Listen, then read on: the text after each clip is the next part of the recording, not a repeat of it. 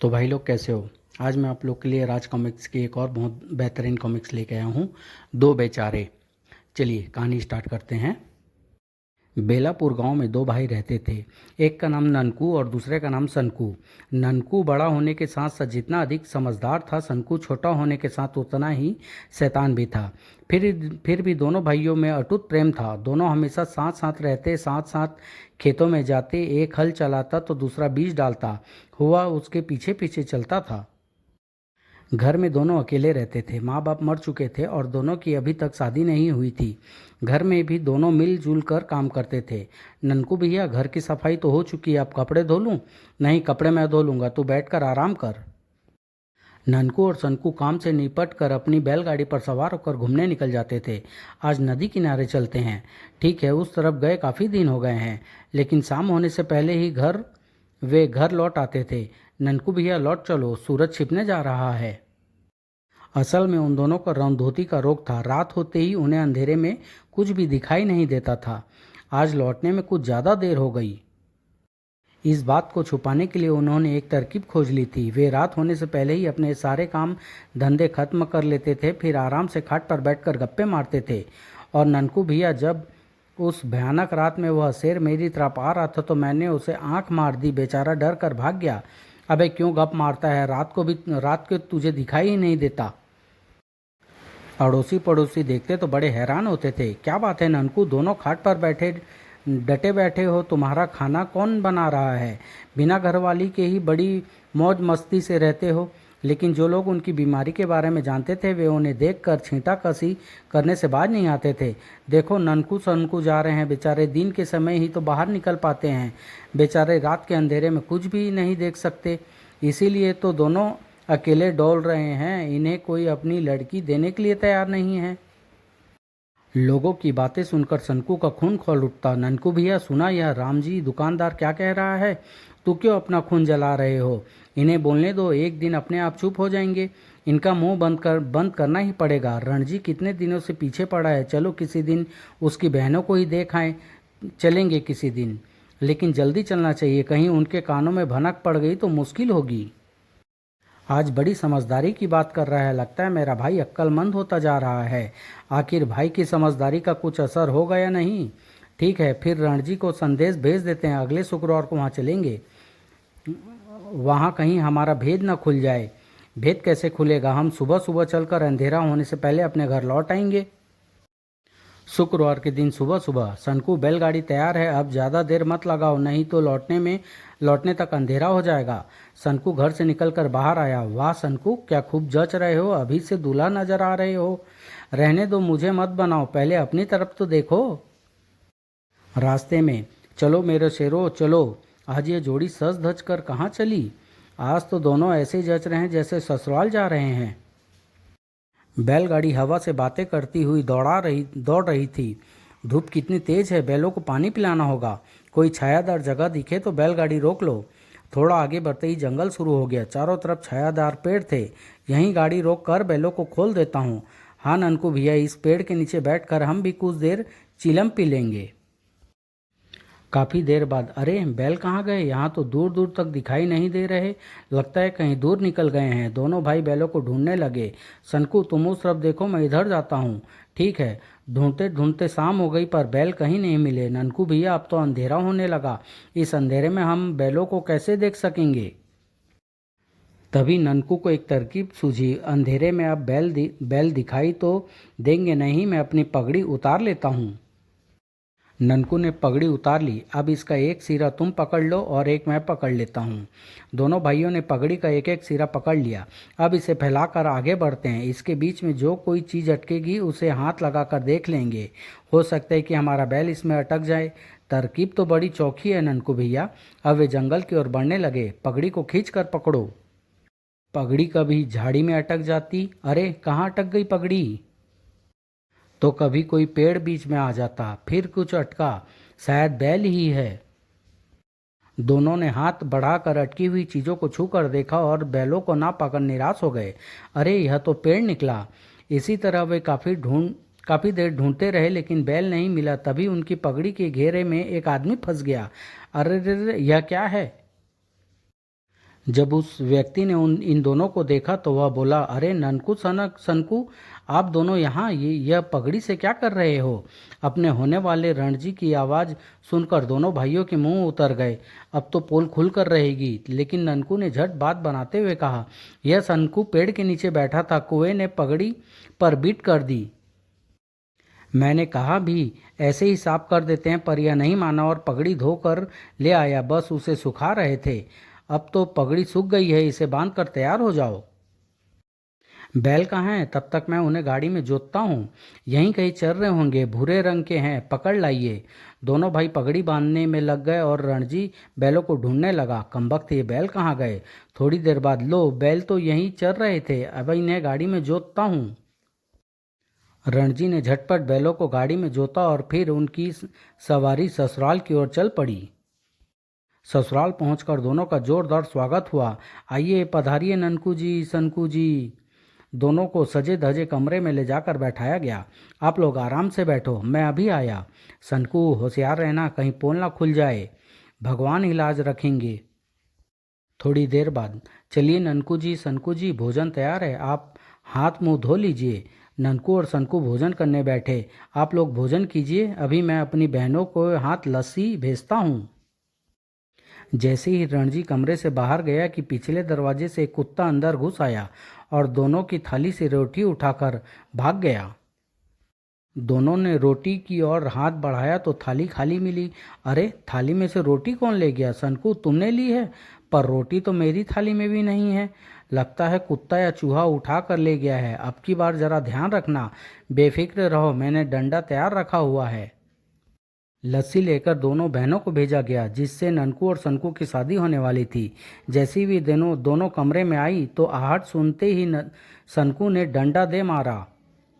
डंडे की चोट से दोनों बहनें चीख पड़ी, अरे रणजी भैया मर गई, हाय बापू मेरी कमर टूट गई।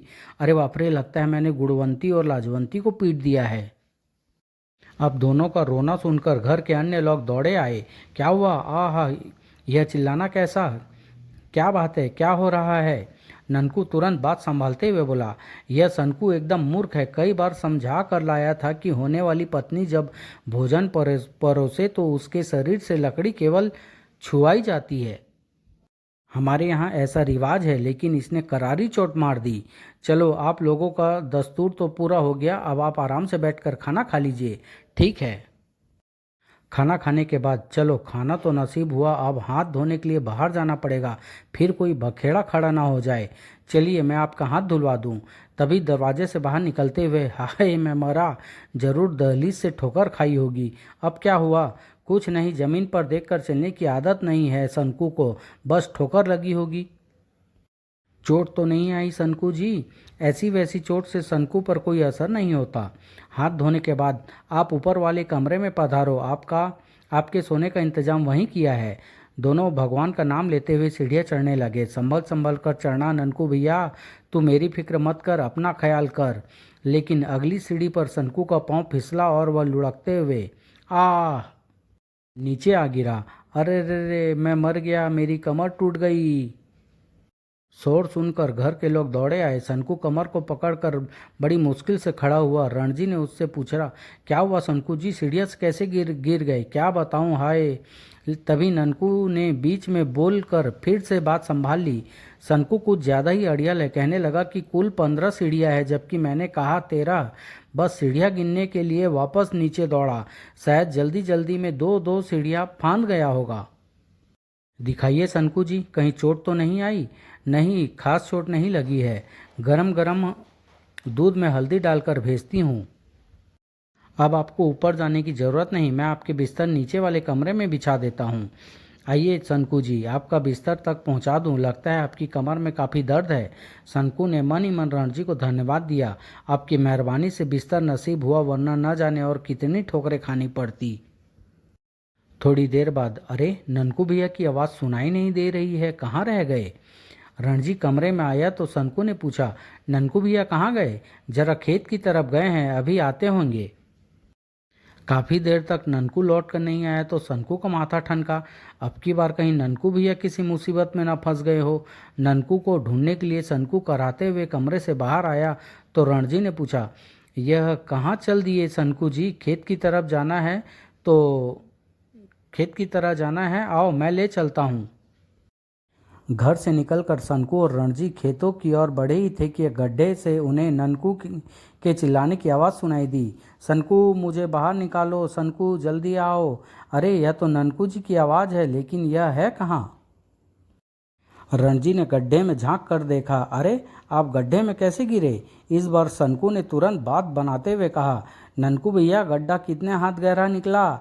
सनकू 10 हाथ गहरा है।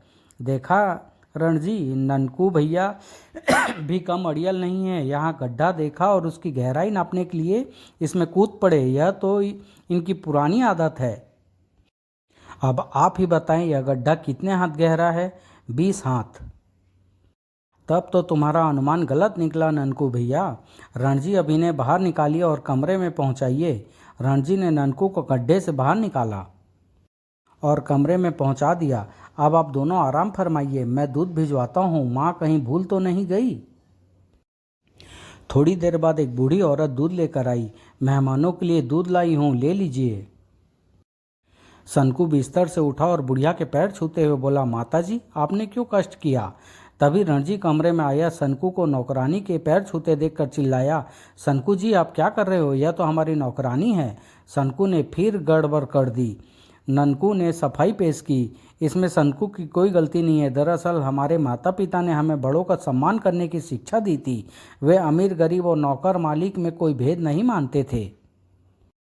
ननकू की बात सुनकर रणजी बड़ा प्रभावित हुआ। नौकरानी जाने के बाद वह ननकू से बोला, आपके माता पिता के बड़े उच्च विचार थे। उनकी दी हुई शिक्षा का आप लोगों पर भी जरूर अच्छा असर हुआ होगा।